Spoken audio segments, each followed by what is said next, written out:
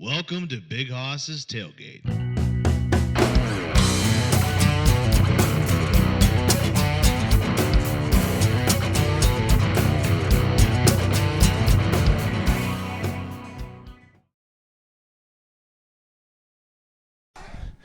Yeah, man, I had a hell of a hangover this morning. Are you recording now? Yeah. All right. Oh, yeah. Yeah, I try to make it like we're just going in the Oh yeah, conversation. no, all good. I don't really get hungover anymore, unless I really drink a lot of whiskey. And I used to drink like a bottle of Crown, and then start drinking. Mm-hmm. But with all my heart medications now, it seems like whiskey is not good for me. Tequila I can do in beers. That's kind of what I drink. Ooh, I've had so much bad heartburn from tequila. Yeah. Well, is this video? So this is the beer to drink all day and every day, the champagne of beers, and it's the best beer to drink in the morning. Heck yeah! And I drink a lot of beers in the morning. So nice. Yeah. So my uncle used to do beer and tomato juice. That's like a real Pittsburgh. My Aunt Mary Alice used to do that. Oh, really? And then put salt and pepper in the beer too. Yeah, I remember he used to put salt in there. I was like, for what? Yeah. Like, well, that like predates, like now Budweiser has all those like micheladas and has all the beer with the tomato juice, and some of those are pretty good actually. But yeah, my Aunt Mary used to do that all the time, and so your uncle, that's pretty. That's definitely a Pittsburgh thing. Oh yeah, I didn't know if it was like I've like only heard of it like my uncle doing it. I've never seen anybody else, and it was like, I don't know what is the point of this, but all right, Yeah. So I want to introduce you to everybody. You're Joe Bartnick. You were from Pittsburgh, and you're a comedian. Yes. Yes. So you live in L.A. now, right? Yes. What's that like? It has its good points and its bad points, for sure. It's funny because I lived in San Francisco for about 20 years, and I spent a lot of time in New York. In New York, Pittsburgh, and San Francisco feel like home. And even though I've lived in LA now almost 20 years, it'll just never feel like home. Oh, yeah, I bet. Like there's something about like going across the bridge or hitting potholes that just bring you like, yeah, I love Pittsburgh. Well, it's just so, even though I have tons of friends in LA, it's just something like, it just seems like everybody's kind of on vacation there. Mm-hmm. Whereas San Francisco was just more like, people have their regular lives. It's hard to explain. Okay. It's just so sense. Like transitional LA, and it just seems like, and everyone's like, it's not that people are fake. It's that everybody has such their own agendas. That I do have some good friends that I met in LA, but most of my great friends I met, even if they lived in LA, when they came to San Francisco to do comedy at the Punchline, or I know them from back east, or I know them from New York. Oh, nice. Or like I know them from Pittsburgh. Like those are like, I have very few of my very good friends I met only through LA. Okay. So when did you start doing comedy? Did you start like in Pittsburgh, or did you? No, I started in San Francisco 29 years ago. Oh, wow. Dang. So like when did you move? 19. I moved out west 1993. Okay. Nice. You promised me we would just talk on this podcast. Oh yeah, it wouldn't be an interview. Oh yeah. Well, we start talking about. I mean, there's some things it's like I gotta give people some background, and I am curious because I don't know much. I mean, I've seen you do stand up. The first time I saw you do stand up was in it was when Bill Burr did Hershey. When you guys were out in Hershey, Wilkes-Barre, Scranton. Oh, Penn State. Yeah. That was fun. In the basketball arena. Yeah. Yeah, that was pretty. The show was, I mean, Bill always crushes. I was happy. My set was okay. But what was really funny was the next day. Did you hear about what happened? Oh, well, the next day, first of all, they picked us up at the basketball arena. I was flying out like early Sunday, and I had a bunch of Coke from New York. Ah, nice. So I just no one else was doing it. I didn't tell anybody else. Yeah. And I just raked a bunch, and then was just blasted. And then we were drinking beers, smoking some weed, and then me and Bill and Verzi got in a golf cart with this guy, and we just went up we like went. Everyone's walking to the stadium, and we were going up this hill in the golf cart getting a ride. And we were laughing because there's these old people that were going to die walking up the hill. Like they believe Joe was innocent, and we just like we're running right by. I'm like, yeah. And then we had field passes, and this is so funny. So we're on the field. You know how they all come out, like 100 guys come out, and then they warm up for a little bit, then they run back in. Yeah. So they're all out there, and then they start running off the field, and we're just hanging out. And my buddy Paul is kind of not paying attention in this like just complete athlete, like Terminator, like he's in the NFL now, was running by and looked like he was just gonna just like terminate him, and he totally just like turned his body like real quick and just missed him by that much. And he just looked me right in the eye, and he just nodded his head, like, "I got your boy." So at first I looked like, huh? And then all of a sudden, right then, this big black dude and big shoulder pads and everything just runs by me, and just stops. He goes, "Hey, I didn't know you would be here," and I didn't know if he knew me from like Pittsburgh or like comedy or what. And he goes, I go, yeah. I just smiled. And he gave me a big hug. I gave him a big Bartnick hug back. And I'm just blasted. And he's like, big shoulder pad, like, give me a big hug. And then he goes, "Why didn't you tell me you were coming?" And right then, I realized that, like, oh, he thinks I'm like the guy who gave his mom a Cadillac. Oh, yeah. Like his old linebacker coach in high school. Yeah. And so I gave him the big Bartnick, like, eh. And he ran off. And then everyone's like, "Who is that guy? Who is that guy?" Like, I have no idea. I told Bill and Paul the story, and then we're just up in the stands. Like, who was it? Like, it ended with a 6. It wasn't like that guy. It was one of those two guys. Yeah. And then about Wednesday, he emailed me on like Instagram or Facebook or something. He goes, "Hey man, this is the guy that you that I thought I knew you." And I goes, "Why didn't you tell me?" I go, "Nah, you were all fired up for the game. I didn't want to let you know." I don't want to make you feel weird, and then you miss a tackle or something. Right. Like it's my fault. Like, and we're still friends on the internet. That's awesome. Yeah, so it was a fun game. They crushed whoever they played. I forget. Nice. So where did you like grow up at, like in the city? I was born in the South Side, and then I lived in Castle Shannon, Baldwin. Now my parents live in Bethel Park. Oh, okay. So you're a deep Pittsburgh South Hills. guy. Yeah. Yeah, nice. I grew up like in Washington. Like Washington County? Yeah. What part? I have some family out there. Oh, like Marietta, Fredericktown, PA, like around there. That's where I went to high school.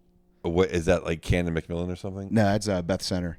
Okay, yeah, I don't know. I'm like my family is like Cannon McMillan people. Oh, okay. Like people in my family, like my uncle, like my cousins and stuff. Oh, nice. Yeah, I used to work with a guy at a car dealership. He was a wrestler, and he used to wrestle for Cannon Mac. Well, we were just talking about this was this really famous wrestler I was talking to, and I actually yes, but you know Greg Warren, the comedian. Yeah. Yeah, he's really into wrestling, and he was a college wrestler, and it was all about amateur wrestling. And I said, "Oh, amateur wrestling is big." My cousins and my aunt used to listen on the radio. Ken McMillan used to be like number one in the country, number one in like the state. Maybe and there's the Mary brothers, like Phil Mary was like 90-0. Oh, wow. Back when I was like in teenager. Dang. Yeah. I'm 55. Oh, really? Yeah. Man, I thought you were like in your 40s, man. I was like, man, this dude looks good. Thank you. Well, that's what California does for you. Yeah. Less winters. Oh, I bet. I mean, do you have to was you out was you away from all the fires and stuff out there? We actually I was in the Poor People fire, not the Billy Crystal fire. I think it's funny though that people are like, "Oh, the chief, the mayor didn't care about the fire." It's like she didn't care about Billy Crystal's house burning down. Like, yeah, she's a black lesbian. She does not care about. She doesn't have When Harry Met Sally on DVD. It is such a good movie though. I know, but no, I was in the whatever they call the Altadena fire. I live in Sierra Madre, and we were supposed to evacuate, but we didn't.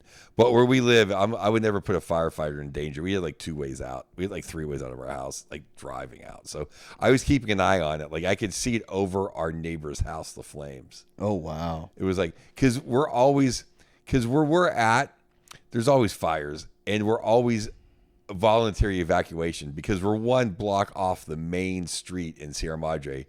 It all comes down to insurance money. Like our street is like, once it gets near us, they're going to start sending in like the Navy SEALs from San Diego to put the fire out. Because then the insurance is like billions of dollars. But the fact was, the wind was so bad before the fire even started. I had a meeting in downtown Pasadena, and I was driving back, and rocks and branches were hitting my truck. And I was on the phone with my friend, and she's like, "What's going on out there?" And I'm like, "It's the wind. It's nuts." So it was basically like a hurricane of fire. Oh, wow. And that's why it went so crazy. That's why they couldn't guarantee safety for anybody. And I've lived there in that neighborhood about 10 years. And there used to be a fire. If anyone see the map of California, there was a fire one time called the Station Fire that went from Victorville to Magic Mountain. The whole mountain looked like the Dianetics cover. Oh, wow. And we could go watch it. Me and my neighbor John would go drink beers and watch the flames because it was just like a passive, like it was just because the wind was like, but it was the wind that screwed everything up. Yeah, because I remember like right when that happened, they said, "Oh yeah, we're having this storm come in. It's going to have like 100-mile-an-hour winds," and it just like swept. I was like, "That is insane to me." Like you could hear the wind and the fire. It was like hell watching it. It was pretty nuts. Whew. I'll tell you what though, like I always wanted to go out to LA, like to see things. Cause like I'm a big Dukes of Hazzard fan, so I always wanted to go out there and see where they filmed. But I was like, it's kind of weird that Dukes of Hazzard, Georgia kind of looks a lot like North Korea and MASH because they both filmed in the same areas. Well, like if you go, we live like 45 minutes from the beach. If you go an hour east of the ocean in California, you might as well be in Texas. Oh, really? Yeah, like an hour east of everything in California is just rednecky and shitty. Oh, wow. Yeah. Nice. So it's it's almost like how you venture it like so far out of the city of Pittsburgh, then you start hitting the northern rednecks, and they're all, you know what I mean? That's kind of like where I'm from, is like the northern rednecks part. Well, I bet you're from, but you're Washington South. Oh no, but I mean like we're like rednecks, but like we're not like southern rednecks. No. Yeah, well, I mean it's just basically like there's just like it's just farmland and biker gangs and Mexicans, work in the fields and poor white people. Nice. Like all the population centers are along the coast. Heck yeah. So you're I like your sweatshirt, the DVE one, man. Yeah, they gave me this one's nice and thick. This fresh one. I had the one I was wearing out. I now I have one here. Nice. I didn't bring it with me. Yeah. You probably grew up with DVE, right? Listening to Yeah, it. I mean that's why it's such a thrill every time to have a segment on there once a week. It's like my biggest stress thing all week is what am I going to say on my weekly segment on DVE? Yeah, because it's weird. It's all live, and you can't like pre-tape it, and you can't. Well, sometimes we pre-tape it, but okay. But when I'm in town, it's live. Nice. Yeah. Did you get? Have you got to go on like while you were here too? Yeah, to promote the show at the Low Love, I did. I basically have an open door policy. Randy's kind enough to let me come in whenever I want, whatever I want to do. Now, sometimes I'll get up if there's so many guests, like I can have the seat for a while if it's like, but I do have an open door policy. He's been so nice to me. I can't say enough good things about Randy, and Bill's great, and everyone else that works on the show is just great to me. Yeah, my brothers they loved the show like growing up and stuff. So they used to talk about the skits all the time, and like now I can go on like YouTube and you can still find like some of the old DVE skits on there. Like there was some guy that had like thousands of tapes. Jimmy Krent. And he was just uploading them. No, it wasn't. It was just some random guy like in his basement like, "Oh yeah, I got all the skits, so I'm just going to upload them." Oh, that's great. Yeah, when I was a kid it was Jimmy and Steve. Oh, okay. That's like the first morning hit guys, and then it was Scott Paulson and Jim Krenn. Mm-hmm. Then it was Randy and Jim, and now it's Randy and Bill. Yeah, so I know Scott Paulson actually like lived right over the hill from me growing up, and it's like I always wanted to talk to him and because I wanted to be a radio broadcaster. I'm so glad I didn't do that now because radio's kind of just been going a little bit down. But well, if you're famous, it's not. Oh, really? Yeah, I mean those guys make a good living. Yeah, it's like everything else. You got to find your little niche. Yeah. Yeah. So by the way, I did watch Old Dads. I looked and I was like, oh my god, that's the guy that opened. I seen him. Ah, that's fun. That was cool. I mean, I think you only had the one line, right? Like No, like I had throwing 3. Yeah, you were like throwing them out. Yeah, well, it's funny because we shot this thing. I had 3 lines, and I got to work with like the best actor under 70, or my favorite actor for sure, Bobby Cannavale. Oh, I like him. So that was cool. Yeah, no, it was funny because we rehearsed this fight scene for 3 days, and if I didn't do karate, I would have never been able to remember all that shit we had to do. But then the way it was cut and edited, it looked like I beat everyone up, but it was literally like me beating up like 4 guys and the other 2 bouncers beating up like 3 guys each too. So they whatever they do with the editing, but it was a lot of fun, and it was funny because everybody on the set except everyone there was like there was like 12 stunt guys and me and Paul Verzi, the only 2 people that weren't in this. And then a couple of times when we went live, I clipped Bill a little bit on the tip of his nose. Ooh, did he chew you out a little bit for that one? No, he didn't shoot me out at all. He busted my balls. Oh yeah, but he didn't. Yeah, that's what I meant. Like he's like because I was just watching a little bit of his special today, and I was like when he goes off, I'm like, man, I am so nervous to like ever talk to him because I'm worried that he's just gonna bust my balls, and I'll be like, oh man, I wouldn't know he was joking. Like, oh, that's the fun of it. But yeah, no, as long as you don't bring up Ulf Samuelson or Deflategate or the Yankees. There's just like 5 or 6 things that he never lets die. Yeah. Other than that, he's one of my best friends in the world, and he's done so much for me. So. Yeah, it's really cool. I mean, I was talking to some of the comics around here, and I was like, hey guys, like, I was having you on the pod. I was like, does anyone have anything they want to ask, like whatever? And my one buddy, he's been doing comedy for 8 years, and he's just like, I'm just like curious, like how you transitioned into all that, like what was it like? How I transitioned into what? Like, doing stand up full time and stuff. Like, how did you just gotta do enough shows to make money?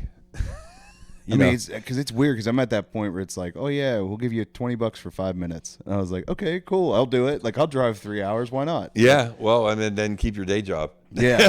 Oh yeah. I mean, it's well, I worked at I started working the door at the Punchline, and then I transitioned into answering phones in the day so I could do more and more work at night doing gigs.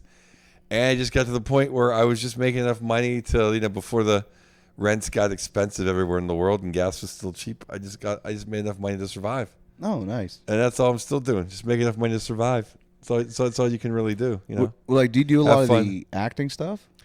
I do some acting stuff. I'm in a sitcom pilot that they're trying to sell right now.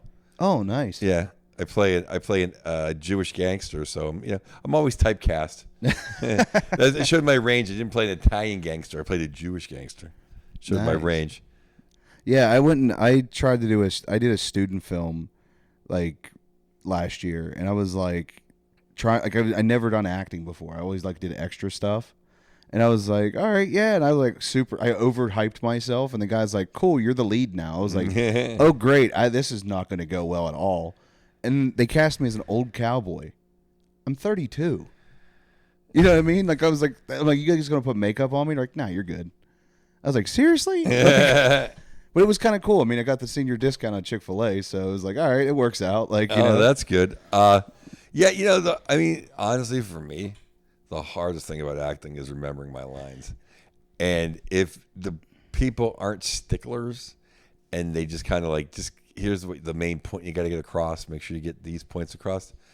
I'm decent. I'm not a great actor, but I can I can do the job. But when there's sticklers and when it's like a lot of dialogue, because I talk in bursts. Even if you see my stand up, you see I don't ramble on. I just kind of but so if it's like a long thing, I ran out of air. So yeah, because I have a hard time even like in doing stand up, just trying to remember stuff. So like I'm like trying to like how do people remember all this like going up? Like I need to see them bullet points at least. Like how long have you been into comedy? It'll be about 2 years in May. Oh yeah, you'll start remembering more and more stuff. You know, it's remember my act is easy. Now maybe a nuanced line here or a new tag or something, but just remembering your act, it's like you'll get used to it. The worst is when you go somewhere to try out stuff and then you're like. You drive home like, fuck, I forgot that one joke. The whole reason why I came here was to do that joke. Yeah, I mean, there's like I have this whole thing about like I was 420 pounds during COVID and then lost a bunch of weight. Yeah, You lost 20 pounds? Nah, I lost. I'm just fucking. I lost about 135. Wow, I know. You don't look like you weigh. Yeah. Yeah. So how much you weigh now? I'm like 290, like around there, like hovering at that 300, like trying Yeah. to keep it down, but it's like, Yeah, no. Because this guy at this shoe store I was at the other day, he said he weighs almost 300 pounds. And I'm like, no, you don't. He goes, oh, I do. I just cover it well. Like he was way thinner than you. yeah, Like you weigh like 275, 280. yeah. So it's like I mean, I've always been like a big. How'd you get up those stairs weighing 420?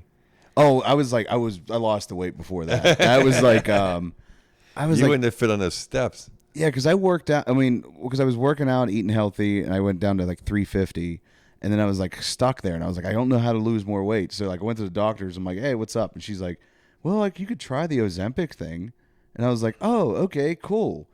And it was awesome because I always like do this whole like, you know, if you smoke weed and take Ozempic, it's kind of like a speedball, or you know what I mean, where it's like the upper and the downer mix, because it's like you get that urge to like kill pizza, but you can only eat like 2 slices and be like, all right, I'm stuffed. Oh. It's weird. Like you still get the munchies, but like they're satisfied very easily. Ozempic makes you not want. I've never done the deep dive on what it actually does. I just thought it makes you just shit your brains out. No, it just like slows down your hunger. Oh, If wow. anything, it actually like, because you're not eating as much, it slows everything. So like, you know, a 10-minute, you know, shit at work is now 30 minutes now. Like it's, Oh, really? yeah, it sucks that way because it's like your boss is like, come on, dude. I'm like, it's medicine. I can't do nothing about it. Like, it's like, I'll take advantage. Workman's comp for taking a shit. Yeah. So yeah, I'm trying to think of what else to add. So you're a big sports guy too, right? I see. I love hockey, and I like the Steelers. I like college football. I like college basketball. I don't like baseball at all.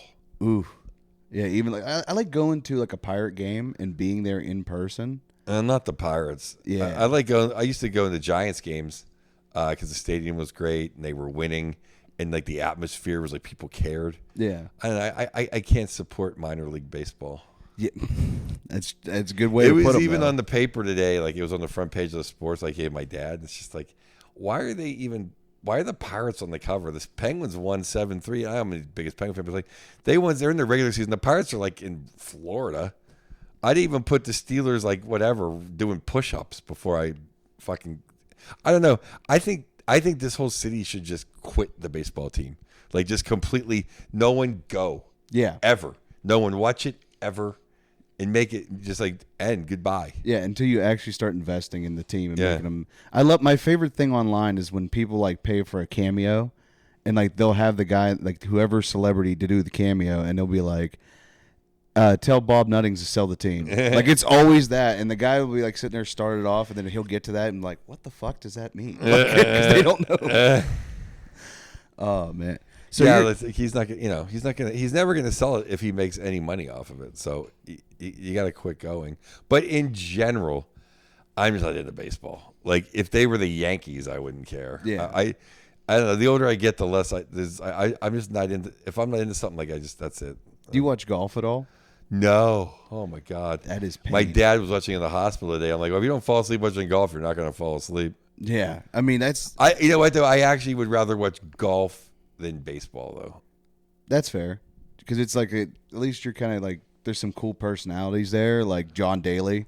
That dude's just awesome to watch anything he does. Yeah. Well, it's just golf is kind of relaxing. You can understand. Oh, look how close that guy got. He's got to make this putt, or it's just kind of more interesting than just watching baseball for me. I don't know. It was funny because I was telling my buddy, I was telling him how much I don't like baseball, and then I was saying, I always watch like 70s TV shows, cop shows, and how like they'll start out, with just like 2 minutes of just nothing, just showing like the city or showing like a scene of something. And I go, yeah, it's pretty cool. And he goes, wow, you must really not like baseball if you can like watch that and not be annoyed. Yeah, because what's your favorite like 70s cop show? Oh, Kojak. Kojak? Kojak's my favorite. And my second favorite is from the 60s. I like the Untouchables. Oh, okay, like the Robert Stack. Yes, but I don't like Robert Stack, but I love all of the criminals. Oh, okay. And all of the criminals have they're the best cameos. Like Jack Lord from Hawaii Five-0, Telly Savalas, all these famous actors, because it was a big time show. Yeah. Either before they got famous or even while they're like kind of famous, or in it. And the guy who plays the guy who plays Frank Nitti, I wish I knew that he lived to be like 103 and he lived in Arizona, because I would have driven out to his house and genuflected in front of his house. Like, hey, dude, just so you know, you play the greatest TV villain ever in like 15 episodes. It's weird because like I like history and I like gangster movies, but like there's always cool people that play Frank Nitti. Like I think Stallone played him once in a movie about Capone or something. Oh, he did? Yeah, Stallone played him once. And the guy who plays him in The Untouchables is like my favorite. The movie. Yeah. Yeah, that's the one where that's the one where he throws him off. Yeah, Right. Spoilers for the. Yeah. No, that one's always on TV too. It's funny because for a second I'm always like, oh, that's the movie. Like the worst one of when you catch yourself is Bad Boys, because Bad Boys is an incredible Sean Penn movie with Esau Morales from like 1983. It's one of Sean Penn's best movies, and it's also, dickhead fucking Fresh Prince of Bel-Air, that fucking asshole. He has like a bunch of those movies. I hate that fucking guy. Yeah, I say it on every podcast. I want to knock the shit out of you, Will Smith. Fucking cunt. Your bald-headed bitch of a wife, whatever you fucking call a kid, and the other fucking cunt daughter of yours. Fuck you. Damn. Ooh. Yeah. Fuck him. Ooh. Touch Chris Rock, you fucking baby. That was like, I watched that and I was like, there's no way that happened. I still, it took me like 3 months of waking up every day and not wanting to just go fucking beat him with a baseball bat. That was like. And then this one comic, I was on this podcast with Tom Herrera, and for a second, he tried to defend Will Smith, and I went crazy for like 10 minutes. And of course, that's not the clip they put out because it made the other kid look bad. Because I'm just like, because he's like, I'm not trying to defend him. I go, no, he kind of were, and there's no defense. Yeah, there was no defense. There's no defense. He made a joke just because you're a fucking pussy cunt, ugly wife couldn't handle it. And I mean, he laughed at the joke, and then when she gave that look, that's when he was just like, oh, now I have to go do. I'm like, why? Like you ruined the whole thing for everybody, and like it would have been like.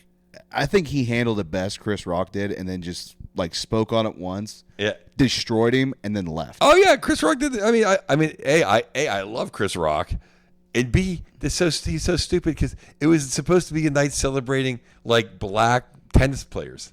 Yeah, it's like he's so fuck him, fuck you. Actually, I'm gonna go check the camera real quick, so I'm gonna take a quick break. I'll be right back, and we're back. So, because you're a DVE guy, so that means like, what kind of music are you into? You're into rock? Yeah, I like all types of music except new. Well, I'm not saying new rap, but most rap after like the mid '90s, I don't like at all. That's fair. But some of it's good. Some I say I can, and I don't really like. Yeah, I mean that's I don't know. Yeah, and I don't like electric kind of dance music really. Yeah, that makes sense. Like electronica, like EDM stuff. Yeah. But I like guitar music. I love the anything influenced by the blues, like anything that's influenced by Muddy Waters and B.B. King and Elmore James and Chuck Berry. So that's AC/DC, the Stones, the Dead, Tom Petty and the Heartbreakers, Black Sabbath. I just like that kind. I like that. Yeah, I'm like calling all over the place when it comes to music, like because I'm even though I'm a huge country music guy, right? Like I'm big time, but I grew up like on Waylon. I grew up on Johnny Cash, all that stuff. Yeah, see, I love Waylon Jennings and Johnny Cash, but then recently, I'm really into Chris Stapleton. Okay. Yeah, and I actually met his manager, and he was backstage at a show in Nashville. And he's like, "Oh, great show, blah blah blah blah blah." And I go, "Oh, what do you do?" And he goes, "Oh, I manage some country acts." And I go, "Oh, I'm listening to some more country lately." He goes, "Oh, who do you like?" I go, "Chris Stapleton." He goes, "Oh, I manage him." Nice. Yeah, and he's like, "Yeah, we're going to come to a show. You know, we like your stuff." And I'm like, "Oh, that'd be great." And then I was gonna go see him at the Hollywood. Then there's a show at the Hollywood Bowl. He goes, "We're in Hollywood this night." I'm like, "I know, I'm going to be out of town." And then they added a second show the night before. And if it wasn't at the Hollywood Bowl, I was going to hit him up for sure. But I'm just not a big fan of the Hollywood Bowl. And I'm like, I got to leave at 6 a.m. to catch a flight. Like, I don't just want all that aggravation to get there. And I didn't do it. But I can't wait to see him in concert. He's incredible. Like, he crushed the national anthem. Oh. His new album, White Horse, is just, I'm a big fan of his. And who's it, Zach Bryan or Luke Bryan? Who's the guy that does we're having a revival? Oh, that's Zach Bryan. Yeah, I like Zach Bryan a lot. I like him, and he's like Something in the Orange. Yeah, I like that guy a lot. There's this young kid out there. His name's Zach Top, and he has this song. He just reminds you of like Keith Whitley, kind of like an Alan Jackson type. He plays that old school type stuff. Yeah, he's just like a little young guy with a mustache. That's it. And he wears a cowboy hat. Oh, that's great. Yeah, because I listen to a lot of outlaw country on SiriusXM. Nice. And now Chris Stapleton has a channel, the Chris Stapleton channel, which is really great because it'll play like the Stones and AC/DC and like Aretha Franklin and his tunes. So it's really cool. Yeah, I like him I liked his what's it? I'm trying to think of that song. It was the one he had, Fire Away. Okay. I love that song. Yeah. The video for it just like broke me every time. I was like, ugh, it was so depressing. Oh, I haven't seen a video for a song in like since I worked in Vegas. When I was on a show for the Playboy show in Vegas, I lived in Vegas for like 6 months, and it's right when really nice TVs were coming out, and the whole room was like a TV. Yeah, and I would watch like the country music videos at like 3 a.m. with just like the hottest chicks. Yep, they were like the next phase of like after Motley Crue and like they were all on country music. Chicks. Hell yeah. So like we were in Nashville. What's your favorite like places to hang in Nashville usually? What is the name? There's a bar that's like 5 minutes. It's like a 10-minute walk down from Zany's. That's on that main road. It has tons of pool tables and shuffleboard and really cheap beer. It's fucking huge. I forget the name of it right now. Ooh, because there was a place. There's actually a Pittsburgh bar in Nashville. At Printer's Alley. It's like a karaoke bar down there. I think it's like Miss Kelly's or something. Karaoke in Pittsburgh bar does not make it sound like I want to go there. Yeah, it's weird. Well, it's like someone told me like, oh, there's a Pittsburgh bar in Nashville. And I was like, where? And like because you don't know they're from Pittsburgh at all. There's a Pittsburgh bar every 10 feet in this country. Yeah, I was talking to the one of the guys that work there, and they're like, yeah, the owners are from Scenery Hill, and I was like, what? That's like right up like It's not too far from where I grew up. Like, it's crazy. That's funny. My favorite place was Losers in Midtown. Is that by like the hockey arena, like by Broadway? No, this was like Midtown, like Music Row area. So it's like further into the city, but like that's where all the locals used to go. Right. Now it's like with everything in Nashville because everything's getting bigger. Like all the bars have like 3 stories now, and it's like. Yeah, they're all named. All famous people own them. My cousin used to own the Blue Bar, okay, which is pretty famous. He actually, they kind of made national news with the Kings of Leon one time. Oh yeah, there was an incident there. Oof, it wasn't bad. Yeah, but that's when they were really famous. Yeah, so I guess I remember I think they got fired from a bar in Nashville because they weren't playing country music. Because they're more of a rock. No, it wasn't that. They were famous. They weren't playing. They were just doing. It was just. Yeah, I think that's when they were first starting out. Oh, they told that story. I was like, oh, that's crazy. Yeah. No, there's so many. I mean, I always have a great time in Nashville. It's one of those cities. I always have a good time. Well, I have a good time in every city. Yeah, we were thinking about going down. A bunch of us were because Kill Tony's down there that weekend, so we thought about going down there into Nashville. They were having a Bridgestone. But then they said that's also right around when Nashville's having their comedy festival. Oh, that's like in May or something? First week of April. Oh. Yeah. So we went to the one in Madison Square Garden. We went in and signed up down there. That whole trip was just wild. Like, it's just a wild story from start to finish. let's see. I'm trying to think. There's one, oh, I know what I was going to tell you. We were mentioning Chris Stapleton. You know he's coming to Pittsburgh with George Strait. Was he playing like the stadium? Yeah, him, George Strait, and I can't remember who else is coming with him. And of course, tickets are like outrageous. Sure. So I'm like, I'm taking probably that lawn chair you're sitting in, and I'm going to sit there and listen to George Strait on the North Shore. I don't care. It's like, what are you going to do? It's like they did for Taylor Swift. That's what I'm doing. I don't care. We should do that when there was the shows at Station Square, the Icy Light Amphitheater. We go sit on the railroad tracks. Oh, nice. And then like once every hour, the railroad security guards would make you run up the hill, and they ain't chasing you. They're like 70-year-old dudes, and then you just go back down. I think I remember the Outlaws did a concert there in Station Square. Yeah, like they did like a street concert or something like that. I was like, that's cool. Oh yeah, this was like a whole amphitheater. I don't know what happened. I mean, I was like 40 years ago now. Yeah, I know I guess they're building a new music amphitheater in Pittsburgh. Yeah, they're building one right where the Igloo used to be. Yeah, which I was like, why didn't you just take that stadium and turn it into a music venue? Like, I don't know why, but I mean, I guess they said that like it was like a lot of run down over the years, or it was falling apart. Oh yeah, I mean the Igloo was falling apart. Well, you want like a 3,000 to 5,000 seater so that you can get that level band. There's just so many music venues in this city now. It's great. Yeah, I mean, I got one right through, on my way out to my place, the Roxy. Yeah, I've only heard good things about that place. I mean, I was a kid. There was just like the Stanley Theater and the Syria Mosque. Mm. The Stanley Theater is a Benedum. Have you ever been to the? Did you ever perform at the Benedum before? I did. I performed there at least 3 times. Okay. I performed there on the Comedy Central's original big tour with Louis Black, Dave Attell, and Mitch Hedberg. I missed half of my sister's wedding for it because I was in town. I knew the booker of the tour, and he's like, "I know you're in Pittsburgh. Hear me out." He goes, "Are you free?" I'm like, "Yes, I will do it." And then so I went to the church, saw that thing, left, went down, did the show, hung out a little bit, and then went back to the second half of the wedding. Dude, I did the Benedum with Burr once or twice, and I did with Lisa Lampanelli once or twice. Oh, okay. I remember she used to do the roast all the time. I haven't seen I don't know if she still does comedy. No, she retired. I wrote her last joke. I helped her on Stern.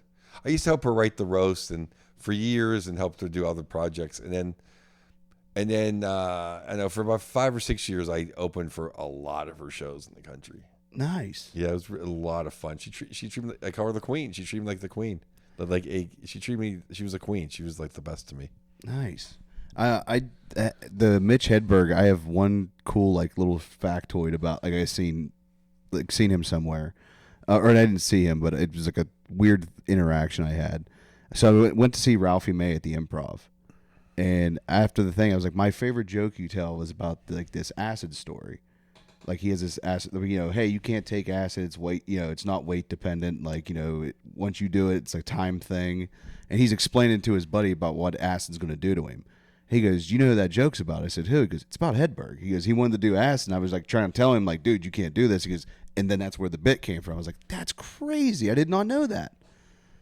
Yeah. So I think that was my little Mitch Hedberg thing. Yeah. Mitch was a gem. He took me on a road with him to Nashville. Nice. Yeah, we did Nashville together and a couple other cities in the South. Is there only one club in Nashville, comedy club in Nashville? I think they're opening up another one, but the Zanies is legendary. It's been there for almost as long as long as there's been comedy clubs. Yeah, that's what. What's your favorite city? I mean, other than Nashville, what's your favorite city to go to, to do comedy?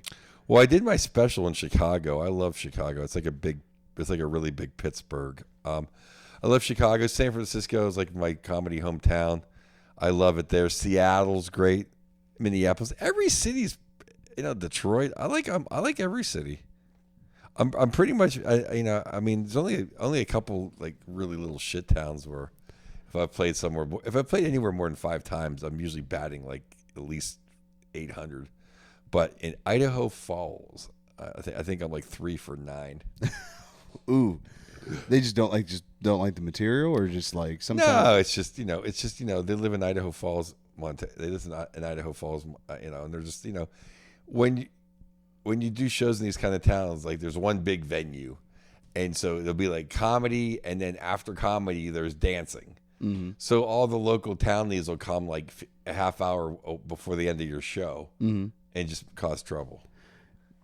Yeah, that makes it. Yeah, that tracks. So I was talking to like there was a comic that was from Pittsburgh, moved out to L.A., and like he came back and was like kind of giving us like advice for like all the young guys and I stuff. can tell you to listen to him or not. Mike Sasson. Oh yeah, Yeah, good guy. yeah. We were like asking advice. There was a couple comics that were like, "So when should I move to Austin?" And he goes, "If you want to." He's like, "But that's not really like you'll get good." But he's like, you don't have to because you're here. He goes, you can actually hit a lot of road gigs here. He goes, this is a great way to learn because he goes, it is so hard to make people laugh in Pittsburgh. Yeah, Because I mean, we're mostly like, I think it's mostly because everybody's like a blue collar thing, and I don't know. It's like as soon as you tell people they're a comedian, you're like, tell me a joke. Like that's what I've noticed like happens a lot. no, I just think they're not the easiest crowds in Pittsburgh. Mm-hmm. I mean, they're great people. Yeah, But they're kind of like, everyone's funny. What are you gonna tell me? I don't know. They're kind of yeah, because like everyone they work with is funny. So. yeah. That's what people are like. Oh, where do you shoot your next special? You should do it in Pittsburgh. I'm like, I don't know. I play here enough where a lot of people know my act because I'll be practicing it around here, different venues. So that's like kind of like that. But no. I mean, it's a good comedy time. I sold out brewery, so I do a lot of great show. I've done a lot of great shows here, and I love my fans here. So I'm not gonna knock, but I don't know. Austin's gonna. It's like a fad. Yeah, I mean it's fun to go down. It was a crazy we had a crazy good time down there, and like met a lot of interesting people because you go down there. There's so many guys that are like starting comedy, and you meet a lot of strange individuals down there. It's crazy. Yeah, I would get good somewhere before I move somewhere. That's fair. I've heard that too. You want to show up good, so your first impression is a good impression. Yeah, that makes sense. Then they'll jump ahead of everybody just trying to get good. Mm-hmm. Yeah, that's. I appreciate that advice. I do. I appreciate that. I mean, because I'm trying to figure. I mean, it took me like almost 2 years to finally like, I can kind of figure what I'm doing here. But even then, you're still kind of learning. Like you're learning every show. It feels like. I still learn every show. Tape all your sets and listen to them. I don't mean on video. I mean in your pocket on your phone. Yeah, and that's how you'll get better. Because you'll say, I should say it this way. I can say it this way. That'll help you write better. And also you'll be like, I killed. And you listen to it like, it wasn't that good. Or you'll be like, that sucked. Like, it wasn't that bad. So it'll even you out. Okay.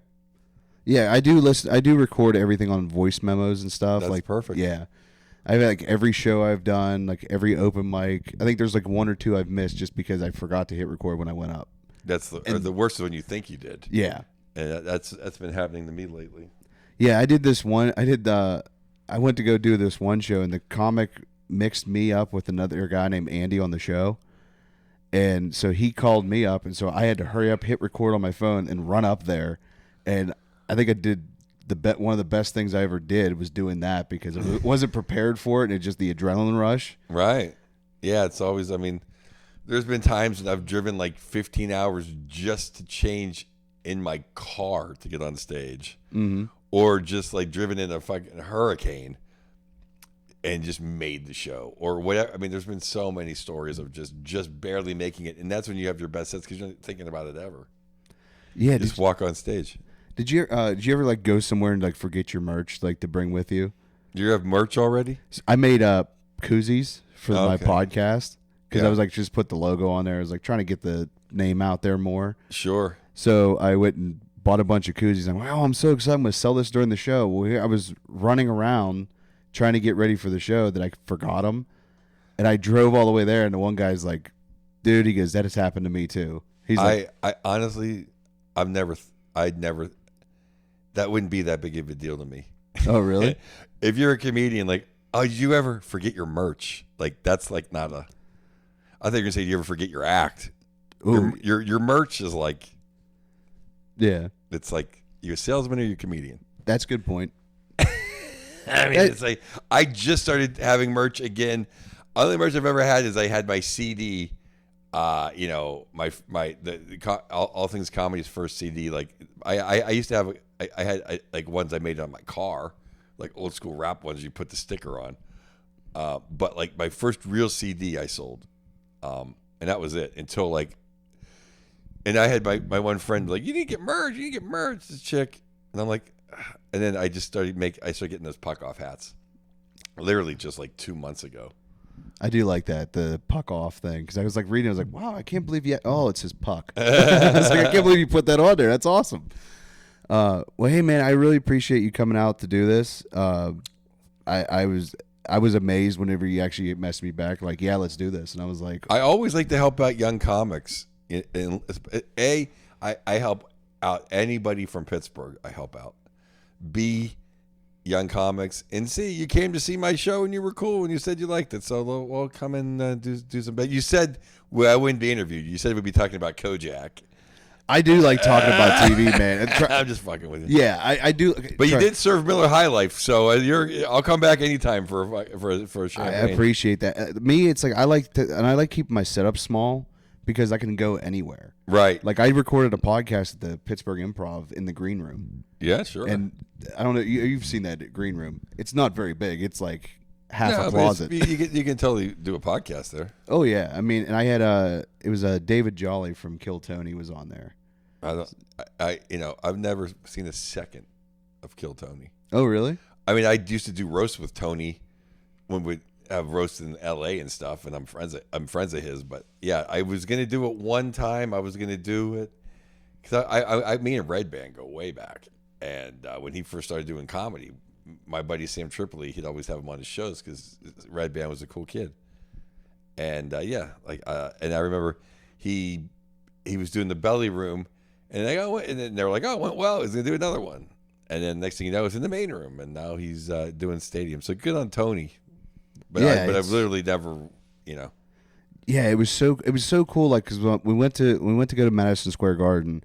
My brother-in-law for years would tell me like, oh yeah, we used to go see Andrew Dice Clay all the time. Like he'd put on these rock star shows, and then I got to see Dice at Madison Square Garden, and he come up. He had new material. Yeah. Then the second night he comes out and he's doing the hits. Yeah. And the whole stadium is just chanting. I was like, this is so cool to see. Like, yeah, you gotta love Dice. Yeah, have you ever worked with him? Never worked with Dice. I've met him a bunch, but never worked with him. Oh, okay. But yeah, man, why don't you tell people his very good friend, his old bodyguard is Club Soda Kenny, and Club Soda Kenny is a very good friend of mine, and he's Bill's bodyguard right now, / tour manager / friend. Kenny's one of the best human beings ever. That's awesome, man. So yeah, you want to tell everybody where you can find you on your socials and stuff? I'm Mr. Joe Bartnick on Instagram because I was hacked 9 ways from Sunday. Just Joe Bartnick on Twitter and and Facebook, whatever. If you like hockey, if you like the Penguins, me and the best beat writer for the Penguins from the Athletic, Josh Yohe, have a podcast called Two for Talking. If you kind of like it a little less serious and more national hockey news, I have a podcast called Puck Off that I've been doing for like 13 years on all things comedy, and it's me and legendary LA DJ comic Fraser Smith and Andy Picaro most of the time. He's a local Pittsburgh guy. Sweet, man. And I'll also put links to all that stuff in the description of the episode. Cool. That way, so people can just, if they liked it, they can go jump right to it. They'll be like, that fucking guy's an asshole. Don't listen to anything he says. No, like I said, I'm super appreciative of you coming on here to do this, man. My pleasure, Randy. And you're a good dude. So good luck with everything. You ever need help with anything, if you don't move to Austin, let me know. Yeah. Trust me, I'm thinking about going to LA just to check it out. Honestly, here's what I say. If you want to do anything in entertainment that isn't stand-up comedy, move to LA. If you want to be the best stand-up comedian that you can be, move to New York. Okay. That's really good advice. And I've said that forever until Joe Rogan tilted the earth. Yeah. But the minute Rogan retires, Austin's going to be back to 3 streets again. Yeah.